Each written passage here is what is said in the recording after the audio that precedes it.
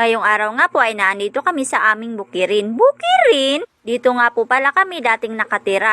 Sobrang madamo na nga dahil halos hindi na namin mapuntahan. Dito rin kami lumaki kaya napakadaming memories dito. Dati nga lang ay pakyat-akyat lang kami sa mga puno rito. Madalas pa nga kami maglaro ng habulan sa taas ng mangga ng mga kaibigan. Ngayon nga po ay pupuntahan namin ang madalas naming tambayan ng mga bata pa kami. Madalas nga rin po itong tambayan ng mga magjowa dati. Tapos kaming mga bata pasilip-silip lang. Kung nature lover ka nga ay sobrang ma-appreciate mo ang tanawin dito. Marerelax ka. Lalo na pag may kasamang jowa, Diyan nga po pala banda ang aming bahay, dun sa kabila kay na Tintin, at dun naman po banda sa kabila kay na Mawing at saka kay na Buki. Hulaan nyo na lang kung sinong mga yun.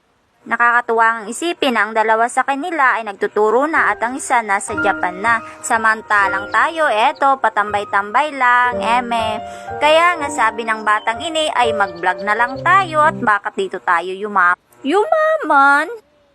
Sa mga naghahanap dyan ng matatambayan, pwede po kayo tumambay dito. Basta wag lang nga kayong manguha ng buko at lagot kayo sa tatay ko. Yun lamang po. Salamat!